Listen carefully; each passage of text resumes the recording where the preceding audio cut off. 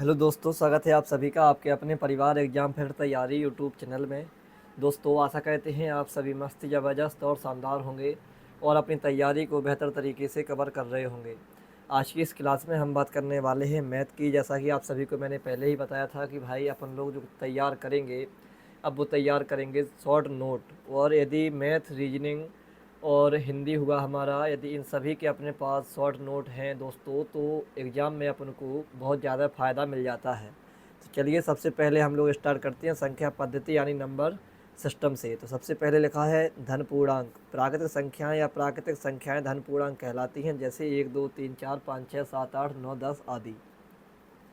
अगला है ऋण संख्याएं और पूर्ण संख्याएं। तो पूर्ण संख्याएं देखिए, शून्य से जो संख्याएं हो जाती हैं उनको अपन लोग पूर्ण संख्याएं बोलते हैं।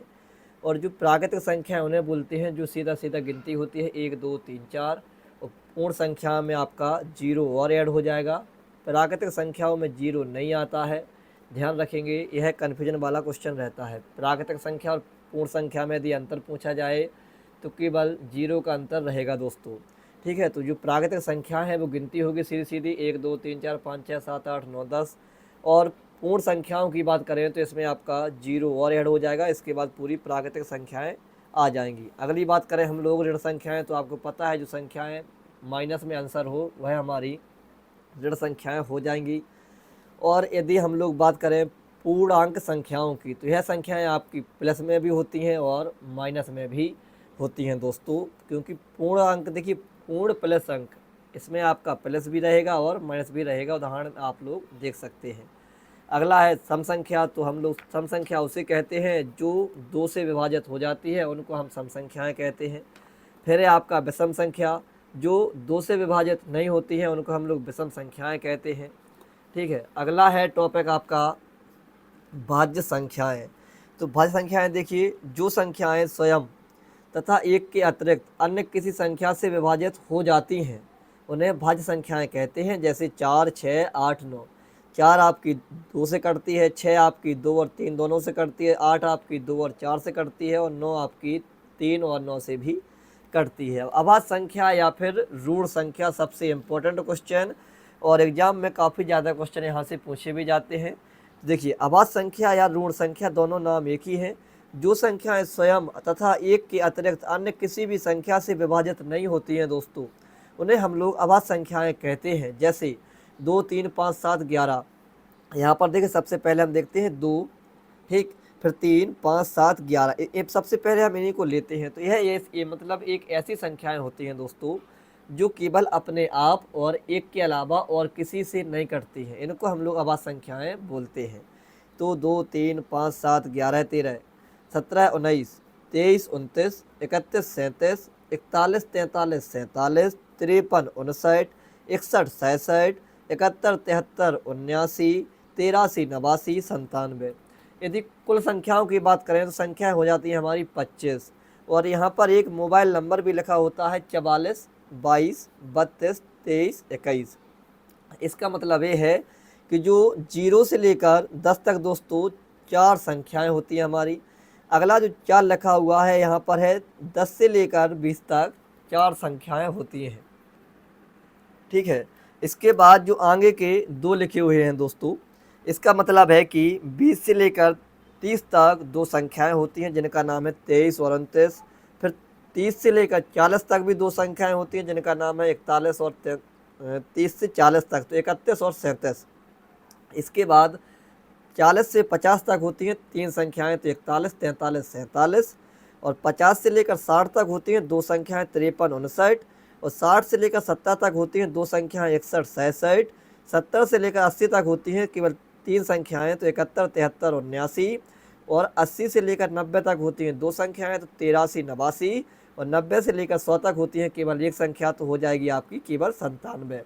दोस्तों, ये अभाज्य संख्याएं आपको याद करना बहुत ज़रूरी है, क्योंकि ग्रुप डी में हमारे प्रश्न पूछा गया था कि बताइए 60 से लेकर 80 तक, 60 से लेकर 80 तक की जो अभाज्य संख्याएं हैं इनका औसत निकालिए। ठीक है, तो यहाँ पर जब तक आपको अभाज्य संख्याएं पता नहीं होंगी, याद नहीं होंगी, आप लोग इनका औसत कैसे निकाल पाएंगे।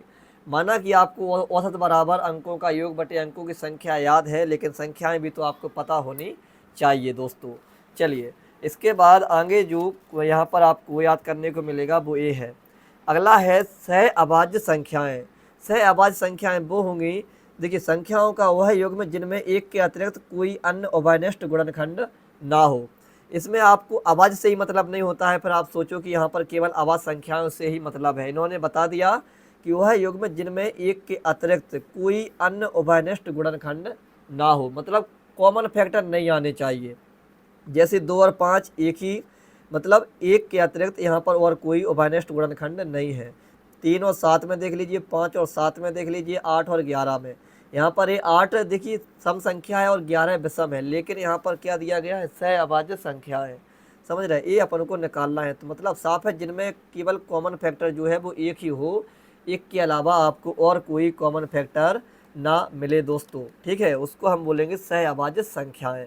अगला है परिमेय संख्याएं। आप लोग जानते ही हैं P/Q के रूप में हो, और जहाँ पर Q का मान जो है यानी हर का मान जो है वो आपका 0 नहीं होना चाहिए, वो संख्याएं आपकी परिमेय संख्याएं कहलाती हैं दोस्तों। जैसे 5, 7, 12/11, 7/9, इसके बटे में 1, इसके बटे में भी 1 माना जाता है।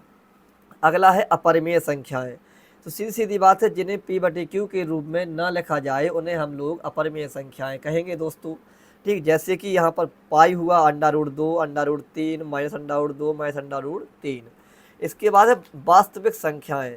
तो देखिए परिमेय और अपरिमेय संख्याएं सम्मिलित रूप से जब मिलती हैं तो इन संख्याओं को हम लोग वास्तविक संख्याएं कहते हैं दोस्तों। ध्यान रखेंगे, जब परिमेय और अपरिमेय दोनों मिलेंगी तो फिर अपना यहाँ पर वास्तविक संख्याएं ही आंसर निकलेगा। अगला है क्रमागत संख्याएं। तो क्रमागत यानी क्रम से आने वाली संख्याओं को हम लोग क्रमागत संख्याएं कहेंगे। जैसे 13, 14, 15, 16, 17, 18, 19, 20। अगला है आपका क्रमागत सम संख्याएं। देखिए क्रम से आने वाली सम संख्याओं को ही हम लोग क्रमागत संख्याएं कहेंगे, ठीक है, क्रमागत सम संख्याएं कहते हैं। जैसे 18, 20, 22, 24, 26, 28, 23। अगला है क्रमागत विषम संख्याएं। तो देखिए विषम संख्या की बात है, क्रमागत है तो क्रम से आने वाली विषम संख्याएं हमारी क्रमागत विषम संख्याएं हो जाएंगे दोस्तों। जैसे 17, 19, 21, 23 आदि। अब आगे आता है आपका फॉर्मूला। तो देखिए ये रहा आपका फॉर्मूला जो कि आप लोग स्क्रीन पर देख सकते हैं। तो देख सकते हैं यहाँ पर बहुत इंपॉर्टेंट फॉर्मूला है। यहाँ पर आपका n का मान निकल जाता है कि भाई आखिर कितनी संख्याएं यहाँ पर दी गई हैं। तो एक यहाँ से फॉर्मूला आप लोग इसको लगा कर निकाल सकते हैं। एक होता है समांतर श्रेणी वाला फॉर्मूला, उससे भी आप लोग प्रश्नों को लगा सकते हैं। संख्या वहाँ से भी निकलेंगी और संख्याएँ यहाँ से भी निकलेंगी। तो देखिए श्रृंखला के कुल पदों या कुल संख्याओं की संख्या निकालना हो, जैसे मान लीजिए सवाल बता दिया कि भाई 40 से लेकर, अभी हाँ UP PET में ही क्वेश्चन आया था कि भाई 40 से लेकर 79 तक कितनी संख्याएं हैं। तो इस वाले फॉर्मूला का यूज यदि कर लेता कोई भी तो इसका आंसर उसका ज़रूर आ जाता। तो यहाँ पर देखिए जब भी आपको संख्याएं निकालनी होगी, कितनी संख्याएं हैं n का मान निकालना हो, तो हमेशा याद रखिएगा कि अंतिम माइनस प्रथम बटे सारवांतर। सारवांतर का मतलब है कि हर पद में कितने का अंतर आएगा एक दूसरे से, ठीक है। तो देखिए अंतिम माइनस प्रथम बटे सारवांतर और प्लस का 1 आपको ऐड कर देना है, तो आपका n का मान आसानी से निकल कर आ जाएगा दोस्तों, ठीक। अगला है यहाँ पर इसके बाद यदि आपको योग निकालना है, देखिए संख्या में तो आपको माइनस करना है, क्या करना है, घटाना है, लेकिन फिर आपको योग निकालना है। योग अभी जैसे हमारे NTPC में प्रश्न आया था कि भाई 40 से लेकर 79 तक संख्याओं का औसत बताओ, तो उसमें पहले योग निकालना था, फिर अपन लोग औसत निकाल पाते। तो जब भी योग निकालना हो तो इसको याद रखना कि अंतिम प्लस प्रथम बटे 2 इंटू की n यहाँ पर मल्टीप्लाई और हो जाएगा।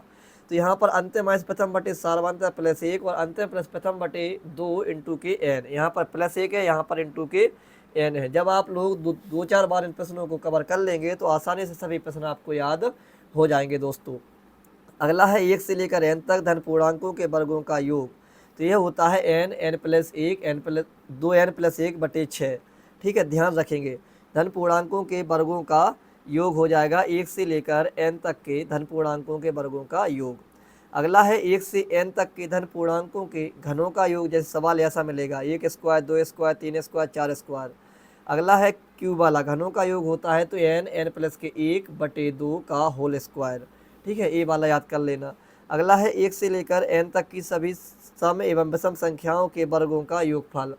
तो यहाँ पर n, n प्लस के 1, n प्लस 2/6। यहाँ पर इसमें देखिए अंतर क्या है, यहाँ पर n है, यहाँ पर 2n है, इसका ध्यान रखना है। यहाँ पर देखिए इसमें अंतर है सम और विषम का, इसमें सम और विषम नहीं है, यहाँ पर सीधा सीधा है और यहाँ पर सम और विषम इसमें दे रखा है। तो सवाल आप लोग देख सकते हैं, इस प्रकार से आपको सवाल मिलेंगे। यदि क्रमागत में आ जाए तो यहाँ पर लगेगा और घन में आ जाए तो ये लगेगा n प्लस के 1/2 का होल स्क्वायर, ठीक। और सम और विषम में आ जाए तो फिर ये वाला फॉर्मूला लगेगा n प्लस के 1, n प्लस 2/6। इसके बाद एक ये सवाल मैंने भाई बहुत पहले पढ़ा हुआ था तो उसको लिख लिया था, लेकिन अब इसका मुझे कंफर्म नहीं है। तो यहाँ पर है पूर्ण शेष बराबर प्रथम शेष प्लस द्वितीय शेष इंटू प्रथम भाजक प्लस तृतीय शेष इंटू प्रथम इंटू द्वितीय भाजक, वास्तविक शेषफल इससे निकल आता है, ठीक। अगला है विभक्ति के नियम अपने। तो आप सभी को पता है कि 2 से विभक्ति का नियम क्या होता है, तो इकाई अंक पर 0, 2, 4, 6, 8 हो तो 2 से कट जाएगा। 3 से विभक्ति का नियम अंकों का योग होता है। 4 से इकाई दहाई अंक में भाग होता है। 5 से इकाई अंक पर 0 या 5 हो तो संख्या कट जाएगी। 6 से 2 और 3 दोनों के नियम लग जाते हैं तो वह संख्या 6 से हमारी कट जाती है। इसके बाद आगे देखते हैं, तो यहाँ ये रहा, देखिए 7 से विभक्ति का नियम यदि हम बात करें, ठीक है, तो 7 से लगातार 6 बार पुनरावृत्ति किसी अंक की हो जाएगी तो वह संख्या 7 से कट जाएगी। जैसे लगातार 6 बार 8 है, लगातार 6 बार 5 है। अगला है 8 से विभाजित विभक्ति का नियम। तो यहाँ पर देख सकते हैं 8 से है इकाई दहाई सैकड़ा में 8 से भाग चला जाता है तो वह संख्या 8 से कट जाएगी। 9 से है अंकों का योग। 11 से है सम तथा विषम स्थानों के अंकों का योगों का अंतर जो 0 हो या फिर 11 की पहाड़ी में से कोई हो या फिर 11 से कट जाए। स्थान है, यहाँ पर ध्यान रखेंगे, सम स्थान और विषम स्थान दे रखे हैं। इसके बाद 0, 1, 5, 6 यदि इकाई के अंक आपका निकालना है और 0, 1, 5, 6 अंक हैं दोस्तों, तो फिर इकाई का अंक यही आपका रहेगा। अगला है भाज्य बराबर भाजक गुणे भागफल प्लस शेषफल, फॉर्मूला इससे सवाल मिल जाते हैं। अगला है a प्लस बी का whole square A square plus B square plus 2ab। फिर है a माइनस बी का whole square A square plus B square minus 2ab। फिर है a square minus B square तो a plus B a minus B. अगला है a plus B का whole square plus a minus B का whole square. जब आप लोग इस वाले फॉर्मूला का यूज करेंगे, जब इसका और इसका अलग अलग खोलेंगे, ओपन कर लेंगे इसको, तो आपको मिलेगा 2 कोष्टक में a स्क्वायर प्लस के बी स्क्वायर मिल जाएगा। अगला है a प्लस बी का whole square minus a minus B का होल स्क्वायर, तो इसके बराबर जब अपन लोग इनको हल करेंगे तो मिलता है 4ab। अगला a प्लस बी का होल क्यू तो a cube plus B cube plus 3ab कोष्टक में a प्लस बी। अगला a माइनस बी का होल क्यू तो a cube minus B cube minus 3ab कोष्टक में a माइनस बी। अगला है a cube plus B cube बराबर तो होता है a प्लस बी कोष्टक में a square minus ab plus के बी स्क्वायर होता है। अगला है A cube minus B cube तो इसके बराबर में होता है a माइनस बी और a square plus A B plus B square. ये सभी फॉर्मूला आपको याद अच्छे से करने हैं दोस्तों। यहाँ पर देखिए a plus B plus C बराबर यदि 0 है तो a cube plus B cube plus C cube बराबर 3abc हो जाता है। नहीं तो आपका ये लगेगा a cube plus B cube plus C cube minus 3abc बराबर आपका लगता है कि a square plus B square plus C square minus A B minus B C minus C A. ठीक है, यहाँ पर a plus B plus C भी होगा शायद, यहाँ पर एक थोड़ी सी बाई मिस्टेक है, इसको हम कंफर्म करके कर लेंगे। बाकी a plus B plus C का होल स्क्वायर है तो a square plus B square plus C square plus 2ab plus 2bc plus 2ca। लेकिन इस वाले पे हम डाउट लगा ले रहे हैं, इसको हम कंफर्म करके फिर इसको सुधार लेंगे। ठीक है, इसके अलावा आगे हम बात करते हैं इकाई अंक में पावर वाली, इस पर है डाउट, इसको हम और सुधार लेंगे अभी। ठीक, अगला आपका है जब संख्या जैसे इकाई अंक आपको निकालना है दोस्तों और संख्या आपकी 4 से पूर्णतः विभाजित हो जाएगी दोस्तों, तो फिर वहाँ पर क्या उपयोग होगा। तो देखिए जब संख्या जो घात है ना वो 4 से पूर्णतः विभाजित हो जाती है तो ध्यान रखेंगे जितनी सम संख्याएं आपको मिलेंगी 2, 4, 6, 8, इनका आंसर हमेशा 6 आता है, हमेशा 6 देख लीजिए। ठीक, और विषम संख्याएँ जितनी हैं 3, केवल 5 को छोड़कर, क्योंकि वह एक विवाद के रूप में है, तो 3, 7, 9, तो इनका आंसर विषम में आपका हमेशा इकाई अंक 1 आता है जब संख्या जब जो घात है ना वो 4 से पूर्णतः विभाजित हो जाए। तो याद रखेंगे सम में 6 और विषम में 1, ओनली 5 को छोड़ करके आपका ये आंसर आ जाएगा। देख लीजिए ये वाला फॉर्मूला भी मैंने यहाँ पर लिखा हुआ है, ये रहा नीचे, देखिए वही तो मैंने भाई बताया है कि a प्लस बी प्लस सी है। तो यहाँ पर हम इस वाले फॉर्मूला को यहाँ से हटा लेते हैं क्योंकि नीचे अपना फॉर्मूला लिखा ही हुआ है। ठीक है, तो इसको हम यहाँ से ऐसे हटा देते हैं दोस्तों। ठीक है, अब इसके बाद आपको हम थोड़ा सा और फॉर्मेट देखिए, संख्याओं का सीधा वर्गीकरण बता देते हैं। ठीक, तो देख सकते हैं आप लोग, संख्या है तो संख्याएं हमारी पहले तो दो प्रकार की होंगी, एक हमारी काल्पनिक, एक हमारी वास्तविक। तो काल्पनिक में अंडर रूट के अंदर मैथ्स का आंसर आ जाता है, और वास्तविक में 1/2, 7, अंडर रूट 5, अंडर रूट 7 आ जाएगा। अगली हम बात करते हैं फिर वास्तविक संख्या है हमारी दो प्रकार की, परिमेय संख्या और अपरिमेय संख्या। तो परिमेय संख्या मैंने बताया है P/Q, यहाँ पर Q is not equal to 0 होता है। तो 3/2, 1/2, 7, 8 अपरिमेय में अंडर रूट के अंदर आ जाएगा, तो वो अपरिमेय हो जाएगा। अब परिमेय संख्या हमारी दो प्रकार की, पूर्णांक संख्याएं और भिन्न संख्याएं। तो पूर्णांक संख्या में 7, 2, 1, 8 मैंने बताया है जो पूरी पूरी संख्याएं होती हैं। और भिन्न की बात करें तो भिन्न तो आपको पता ही है, पूर्णांक में धन और ऋण दोनों में आते हैं। पूर्णांक हमारी तीन प्रकार की, धन पूर्णांक, ऋण पूर्णांक और शून्य। तो धन वाले में प्लस वाला मान, ऋण वाले में माइनस वाला मान, शून्य हमारा 0 हो जाएगा। अगली हम बात करते हैं संख्याओं की, यानी धन पूर्णांक संख्याएं कितनी प्रकार की। तो बताया है पूर्ण संख्याएं वो होती हैं जिसमें 0 ऐड कर दो, और प्राकृतिक संख्याएं वो होती हैं जो संख्याएं प्रकृति से मिल जाती हैं, यानी 1, 2, 3, 4, 5, 6। सम संख्याएं 2, 4, 6, 8, विषम संख्याएं 1, 3, 5, 7, भाज्य संख्याएं 4, 6, 9, अभाज्य संख्याएं 2, 3, 5, 7, 9, 11, 9 नहीं है अभाज्य संख्या, सॉरी दोस्तों, 2, 3, 5, 7, 11, 13, 17, 19 जी आपकी अभाज्य संख्याएं। सह अभाज्य संख्याएं वो होंगी जिनका केवल एक ही उभयनिष्ठ गुणनखंड एक ही हो, आपस में कॉमन फैक्टर ना आए। और जुड़वा अभाज्य संख्याएं, आसपास की अभाज्य संख्याओं को हम लोग जुड़वा अभाज्य संख्याएं कहते हैं दोस्तों। ठीक है, इसके अलावा हम देखते हैं कि अभी और कुछ याद करने के लिए यहाँ पर हमने लिखा हुआ है, या फिर यहीं से रहने देते हैं। तो इसके बाद अभी ये वाला मटेरियल आप सभी को, और एक पेज बचा है, तो यहाँ से काफ़ी सारी चीज़ें आपकी कवर हो जाएंगी दोस्तों। याद करके तो देखो, मज़ा आएगा आप सभी को। अगले जैसे आपने पढ़े होंगे कि गुणा करने पर शून्यों की संख्या निकालने के लिए 5 से तब तक भाग देते जाते हैं जब तक भागफल 5 से छोटा ना हो जाए, और इसके बाद सभी भागफल को जोड़कर उत्तर प्राप्त कर लेते हैं। जैसे आपने देखा होगा 15,515 और फैक्टोरियल लगा देते हैं। इसमें बताना है शून्यों की संख्या कितनी होगी।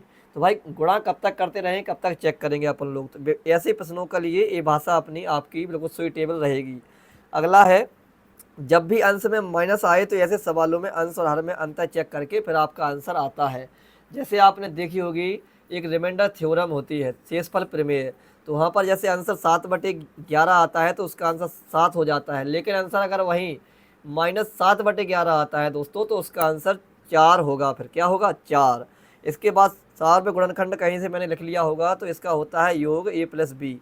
और अब आती है 2 अंकों से बनी संख्या। तो जब भी आपको 2 अंकों की संख्या बनानी हो तो आपका 10y + k x हो जाएगा, जहाँ पर जो y है ये आपका होगा दोस्तों 2.5 अंक, और x है ये आपका होगा 1 अंक। और आवश्यकता नहीं कि आप इसी प्रकार से लगाएं, आप इसको यदि आगे रखेंगे, जैसे 10x + k y करेंगे, तो यहाँ पर 10x के साथ में जो आएगा मान वो आपका 2.5 अंक होगा, और जो अलग से आएगा y वो आपका 1 अंक हो जाएगा। 3 अंकों की संख्या की यदि हम बात करें तो इसमें भी यही होता है। जैसे अपन ने लिख ली कि 100x + k 10y + k z, z आपका 1 अंक रहेगा दोस्तों, और 10y आपका ये y है ना, ये आपका 2.5 अंक हो जाएगा, और जो 100x है यानी x का मान आपका सैकड़ा पर जाएगा दोस्तों। ये वाला फॉर्मूला तो मैंने आप सभी को बता ही दिया है ना। बाकी चलिए इसके बाद इकाई अंक बराबर एकल बराबर एकक। और अब बात करते हैं हम फिर से अभाज्य संख्याओं की। ठीक है, तो अभाज्य संख्याएं तो मैंने बता ही दिया है, तो आप लोग देख लीजिए। अभाज्य संख्याएं हमने स्टार्टिंग में भी कवर किया हुआ है ना, और एक बार फिर से करा देते हैं रिपीट जल्दी जल्दी। इकाई अंक पूछे आपसे, एकल पूछे या एकक पूछे, इन सभी का मतलब एक ही होता है, इस वजह से यहाँ पर बराबर लगा हुआ है। तो मोबाइल नंबर फिर से देख लीजिए, 44 22 32 23 21। ये संख्याएं होती हैं 1 से लेकर 10 तक। 4 अभाज्य संख्याएं होती हैं, 11 से 20 4, 21 से 30 2, 31 से 40 2, 41 से 50 3, 51 से 60 2, 61 से 70 2, 71 से 80 3, 81 से 90 2, और फिर 90 से यानी 91 से 100 में एक संख्या होती हैं। टोटल संख्याएं हमारे पास 25 अभाज्य संख्याएं होती हैं। ध्यान रखेंगे 2 3 5 7 11 13 17 19 23 29 31 37 41 43 47 53 59 61 66 71 73 79 83 89 97।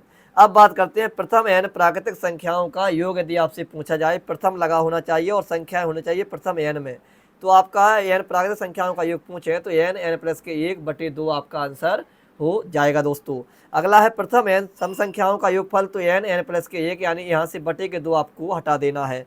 अगला है प्रथम n विषम संख्याओं का योग, तो सीधा सीधा n का स्क्वायर कर देना है आपको, ठीक है। अगला घात सम, तो आधार आपका ए स्क्वायर माइनस बी स्क्वायर बराबर ए प्लस बी और ए माइनस बी रहेगा, और घात यदि विषम है तो प्लस में प्लस जाएगा और माइनस में माइनस जाएगा। आसन्नतः का मतलब होता है लगभग। तो दोस्तों मैथ की क्लास फर्स्ट हमने आज कवर कर ली है। शॉर्ट नोट जो मैंने अपने स्वयं बनाए हैं, यहाँ से मुझे बहुत फ़ायदा हुआ है, और आशा भी हम यही कहेंगे कि आप सभी को भी हमारी इस शॉर्ट नोट से बहुत ज़्यादा फ़ायदा आप सभी को भी होगा। एक बार पढ़कर देखिए, और कोई भी यदि आपका यहाँ पर रह गया, जैसे हाँ अभी आपका रह गया है यहाँ पर क्या, ये 2 फॉर्मूला और रह गए हैं, एक समांतर श्रेणी और एक गुणोत्तर श्रेणी। तो अगली क्लास में आपको यहाँ से ही स्टार्ट कराया जाएगा, क्योंकि आज के लिए वैसे भी 20-22 मिनट की क्लास बन चुकी है और पर्याप्त क्लास है एक हिसाब से, एक पढ़ने वाले विद्यार्थी और भाई और बहन सभी के लिए। तो दोस्तों क्लास कैसी लगी? यदि आपने आखिरी तक शुरू से लेकर अंत तक आप बने रहे हैं तो फिर आपका फीडबैक भी जानना मेरे लिए अति आवश्यक हो जाता है दोस्तों। इसी के साथ मैं अपनी क्लास को अब विश्राम करता हूँ। जय हिंद, जय भारत दोस्तों।